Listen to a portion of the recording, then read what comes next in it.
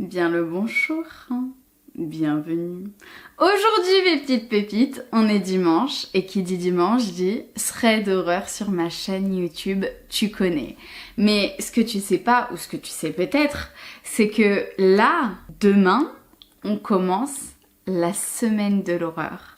Alors, si tu es nouveau ou nouvelle sur ma chaîne, tu ne connais peut-être pas la semaine de l'horreur. Mais pour les anciennes pépites, elles savent très bien ce que c'est que la semaine de l'horreur. Pour chaque Halloween, je fais une semaine complète de thread d'horreur jusqu'à Halloween. Ça veut dire que tous les jours, donc à partir de demain jusqu'à Halloween, il y aura un thread d'horreur tous les soirs sur ma chaîne à 20h. Je suis ultra excitée de vous faire cette semaine de l'horreur, vraiment. Donc aujourd'hui c'est le dernier thread d'horreur avant la semaine de l'horreur qui commencera demain et qui se terminera le 31 octobre, le jour d'Halloween. Et le jour d'Halloween vous aurez un thread d'horreur d'1 heure. Franchement, est-ce que je vous gâte pas? Je vous avais prévenu que l'abonnement à cette chaîne c'était un abonnement rentable. Je vous avais prévenu. Sur ce mes petites pépites, comme d'habitude, je vous ai choisi 3 histoires que vous m'avez gentiment envoyées à mon adresse mail cam.témoignage@gmail.com. J'espère qu'elles vous plairont et je tiens également à vous préciser que pour cette semaine de l'horreur, je vous ai préparé un décor assez spécial avec un générique également assez spécial. J'espère que ça vous plaira. Avant de commencer, oui, je casse l'ambiance, je sais. Mais je dois vous présenter une petite marque. Alors, je fais pas souvent de collab dans mes threads d'horreur. Mais pour une fois que ça arrive, tu pourrais regarder jusqu'à la fin quand même. Surtout que ça peut intéresser les hommes et les femmes. Parlons cheveux. Perte de cheveux ou alors rendre des cheveux meilleurs, en meilleure santé, quoi. Tu vois ce que je veux dire? Permettez-moi de vous présenter la marque Lachylé. Je ne sais pas si vous connaissez, c'est une marque que j'en entends parler depuis un moment sur les réseaux sociaux. D'ailleurs, j'ai une amie qui m'a parlé de cette marque-là, qui m'a dit « Cam, il faut absolument que tu testes Lachylé ». Ce qu'elle ne savait pas, c'est que je testais déjà Lachylé. Pour celles et ceux qui le savent ou qui ne le savent pas, j'ai accouché il y a un peu plus d'1 mois maintenant. Et comme vous savez ou non, quand on accouche, on a une énorme perte de cheveux la plupart du temps, à cause de la chute d'hormones, etc., etc. Je me suis dit, c'est le moment ou jamais de tester cette marque-là. Lachylé est un laboratoire français expert en nutri-cosmétique. Si vous voulez tester leurs produits, vous avez mon code CAM10 qui vous apporte moins 10% sur tout le site hors abonnement. Vous en avez pour tous les goûts, pour toutes les cibles, que ce soit pour les cheveux, pour la peau, etc. Allez voir sur le site, il y en a vraiment pour tout le monde. Du coup, moi en ce moment, je teste la gamme Good Hair Woman anti-chute de cheveux. Vous avez également la gamme Cheveux Sublimes. Elle favorise la densité, le volume, la fortification du cheveu. Donc vous prenez 2 gummies par jour. Donc 2 gummies, attendez, je vous explique ce que c'est parce que sinon vous n'allez pas comprendre. C'est des petits bonbons comme ça. En fait, c'est trop mignon, c'est trop ludique. Vous prenez des petits bonbons comme ça. Donc ils font 10 calories les 2 bonbons. Ça va, c'est là. Donc ce sont des formules ultra dosées sous forme de gummies comme ça. Donc c'est tellement plus ludique à prendre. C'est mon moment bonbon de la journée et en même temps ça me fait du bien à mon corps, à mes cheveux, etc. C'est très bien. Il y a énormément de vitamines dans ces petits gummies. Vitamine E, zinc, vitamine C, vitamine B2, vitamine B12, vitamine B6, vitamine B9, acide folique. C'est blindé de vitamines. Donc, tu dois faire une cure de 3 mois minimum, sachant qu'un flacon, c'est 1 mois. Il faut prendre 2 gummies par jour. Donc, 3 mois minimum. Donc, tu te prends les 3 flacons, sachant que sur le site, quand tu te prends 3 flacons, tu as la brosse de bambou offerte. Et si tu te prends le pack de 6 mois, tu as également une trousse offerte en plus. Tu peux aller jusqu'à 6 mois consécutifs de traitement, comme ça. Et tu as beaucoup de formules ciblées. Donc là, par exemple, c'est pour cheveux sublimes. J'ai cette cure également pour anti-chute de cheveux parce que comme je viens d'accoucher, je vous l'expliquais. D'ailleurs, il y a Nab qui m'a piqué un flacon qui est resté à l'appartement là-bas. C'est pour ça que je vous ai dit ça concerne les hommes aussi, anti-chute de cheveux. Calvitie. Ce sont des produits fabriqués en France, 100% vegan, avec un flacon recyclable, sans colorant artificiel et sans gluten également. Sur ce, mes petites pépites, je vous laisse avec le thread d'horreur. C'est parti pour la première histoire. Père Castor, raconte-nous une histoire. Bonjour Cam, voici mon histoire. Il y a quelques années de cela, je décide de prendre mon tout premier appartement avec mon petit ami de l'époque. Après plusieurs visites, nous avons eu tous les deux un gros coup de cœur pour un appartement très atypique. Que je t'explique. Il s'agissait d'un loft situé au rez-de-chaussée. Lorsqu'on se trouvait dans le séjour, il y avait une vitre au sol qui donnait sur un sous-sol emménagé. Effectivement, sous le loft, il y avait tout un sous-sol de la même superficie que l'appartement. Cela ressemblait à une cave emménagée, coupée en 3 pièces. L'ancien locataire y avait installé sa chambre à coucher et nous avions adoré l'idée. Je précise également que dans cette chambre se trouvait un puits condamné. On a tendance à dire que les cours d'eau qui passent sous une maison attirent les mauvaises énergies, mais je n'ai pas tout de suite fait le rapprochement. Bref, on décide de signer. Nous emménageons peu de temps après et tout se passe très bien au départ, jusqu'à ce que, tu t'en doutes, d'étranges phénomènes commencent à arriver. Un jour, ma maman décide de venir passer un week-end de chez nous et je lui installe un lit d'appoint au sous-sol à côté de notre chambre. Ma maman a ce don de ressentir ces choses-là et voit même des gens de l'au-delà depuis toute petite. Enfin bref, on décide d'aller tous se coucher. Et le lendemain matin, je retrouve ma mère avec une mine déconfite qui semble effrayée. Je lui demande alors ce qu'il se passe, mais elle refuse de me le dire et me répond « Ne t'en fais pas, tout va bien, j'ai juste eu un peu de mal à dormir ». Depuis ce jour, ma mère n'a jamais remis les pieds chez moi. Un autre jour, mon petit ami de l'époque me téléphone vers 10h du matin alors que j'étais au travail et me demande « C'est toi que j'ai vu dans la chambre ce matin à 7h30 ? Tu n'es pas arrivé en retard au travail ?» Je ne comprenais pas pourquoi il me posait cette question alors que j'avais commencé très tôt le travail ce jour-là et que j'avais quitté l'appartement à 6h30 le matin.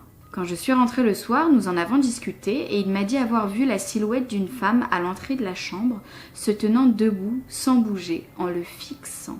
Mais comme il pensait que c'était moi et que la personne en face de lui ne lui parlait pas, il a décidé de se rendormir.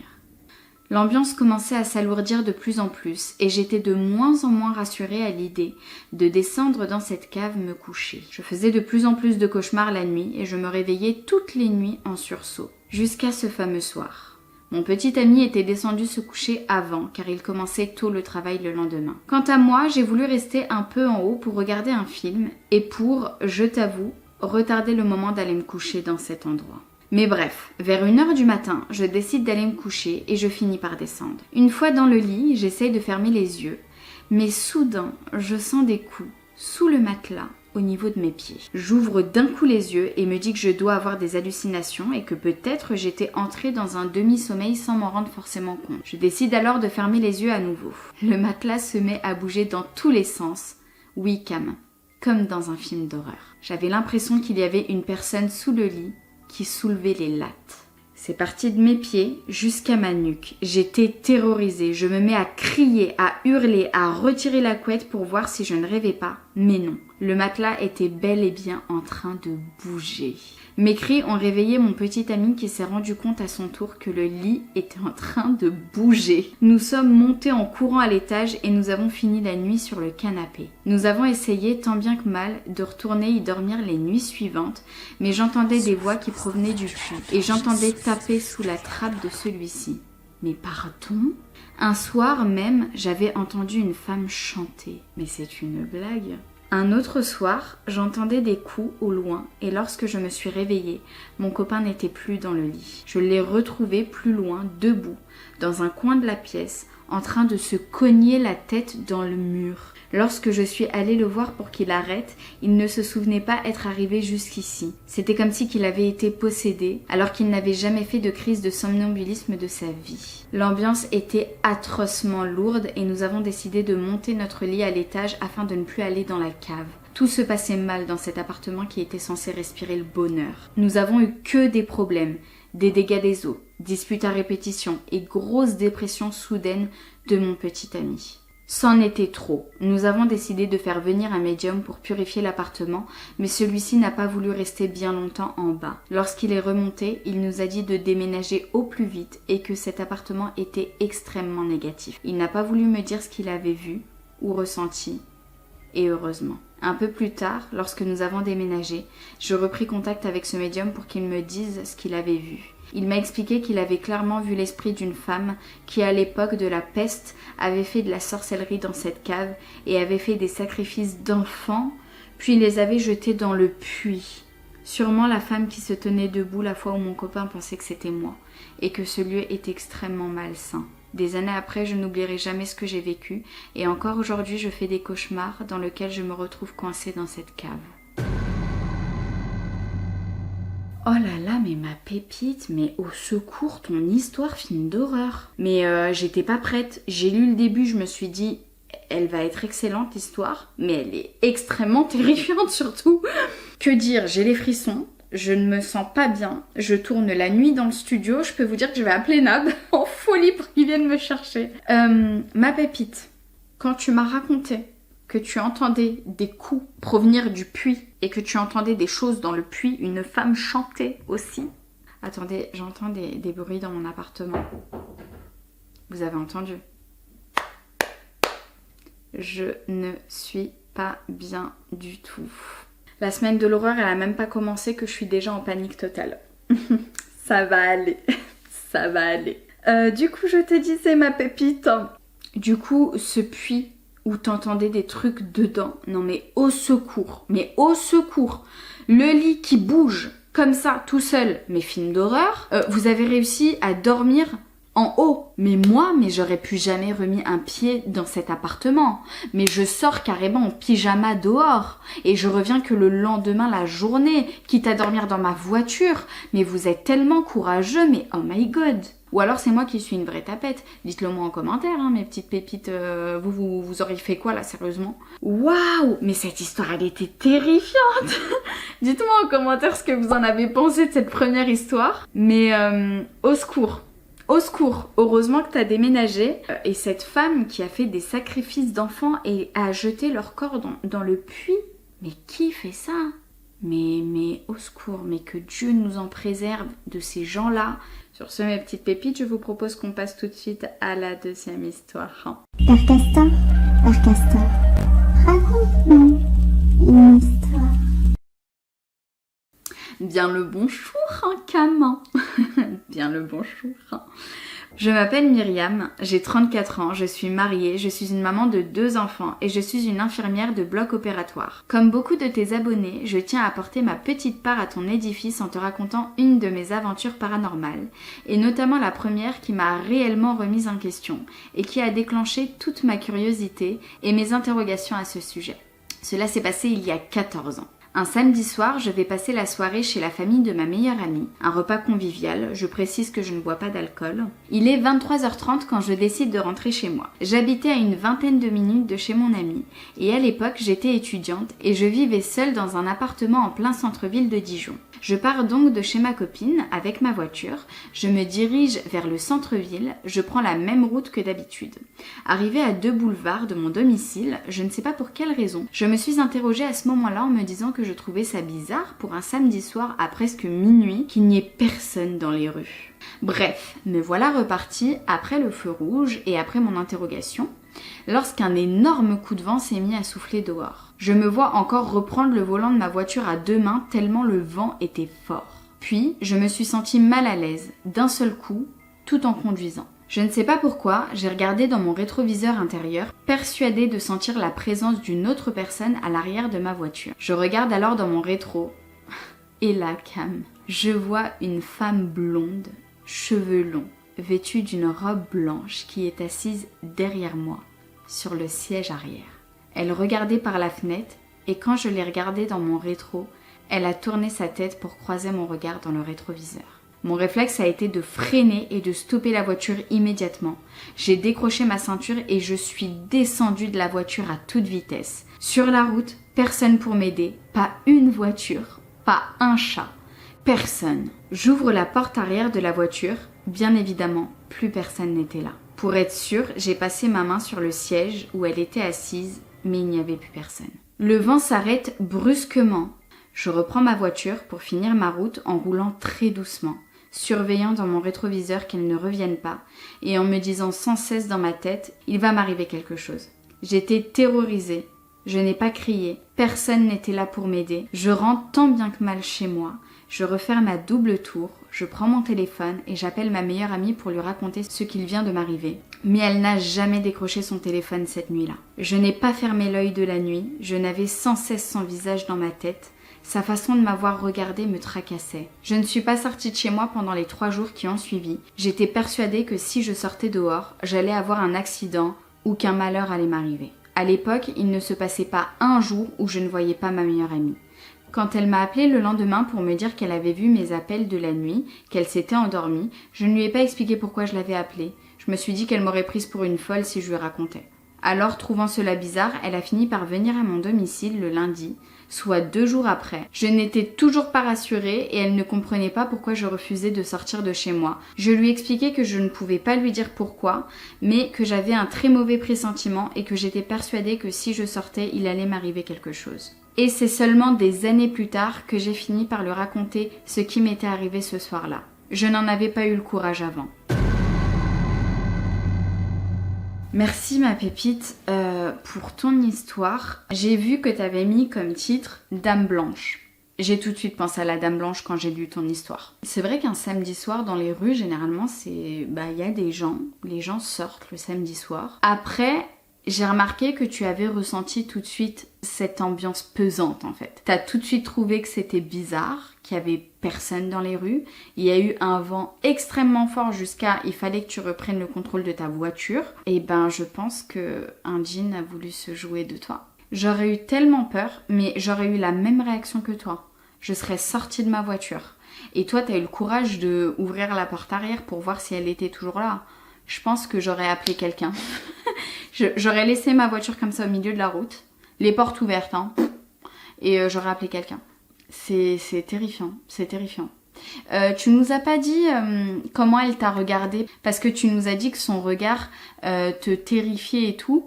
Est-ce qu'elle te regardait avec méchanceté? Est-ce qu'elle te regardait avec nostalgie? Est-ce qu'elle te regardait avec un regard triste? J'aurais bien aimé avoir ce petit détail-là, donc si tu passes par là, Myriam, n'hésite pas à nous dire en commentaire quel regard elle avait cette femme. Est-ce qu'elle était agressive? Est-ce qu'elle était finalement assez gentille? Voilà, merci infiniment Myriam de nous avoir partagé ton histoire. Et puis sur ce, mes pépites, passons tout de suite à la 3e et dernière histoire.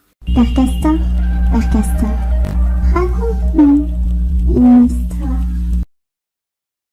Coucou Cam, j'espère que tu vas bien. Je m'appelle Elsa. Aujourd'hui, je vais te parler d'un rêve qui m'a marquée. Tout d'abord, il faut savoir que j'étais très sensible au paranormal quand j'étais petite. J'ai déjà fait des paralysies du sommeil, ressenti des choses, etc. etc.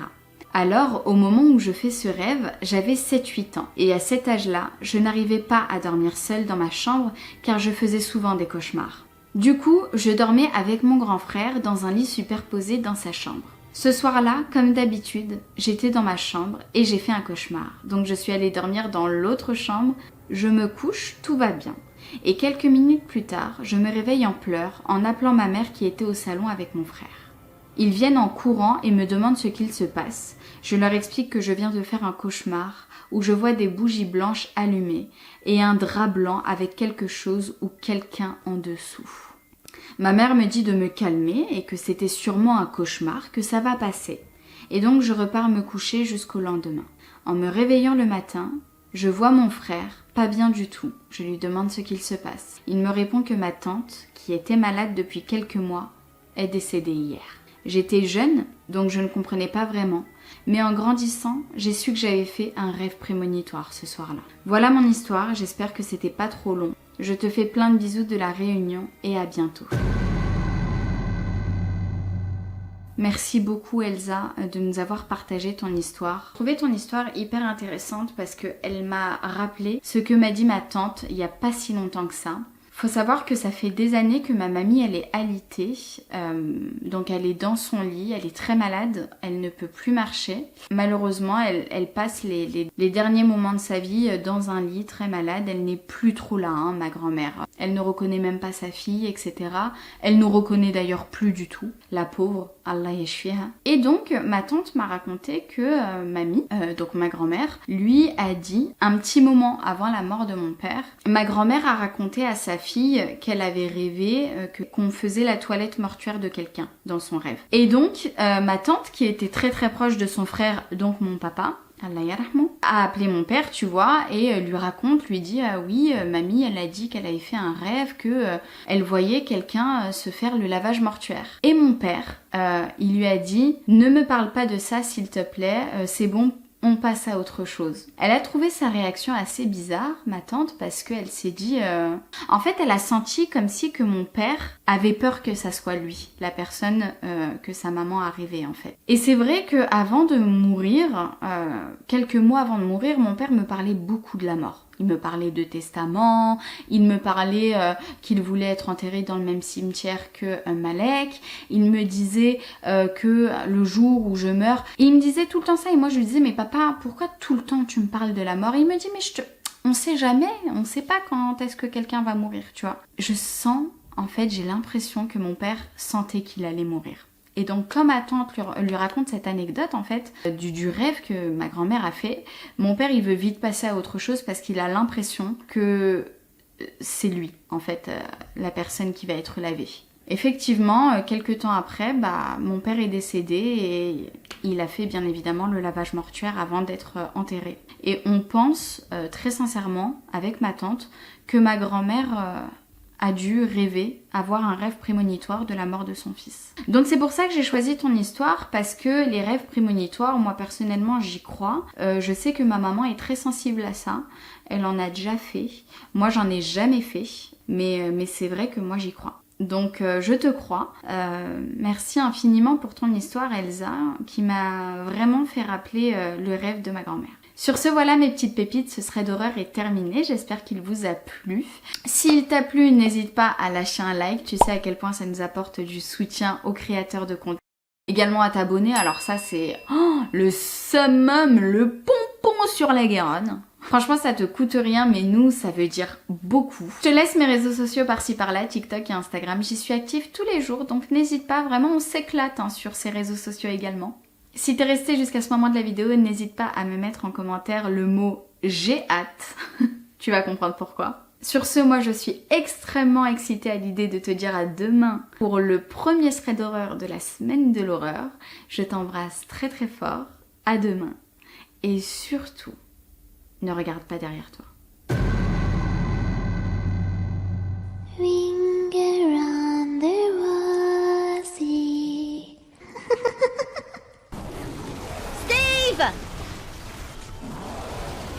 My name is Lorf. I'm sorry. If your parents named you Lorf, they did not love you. There is no way. They can't.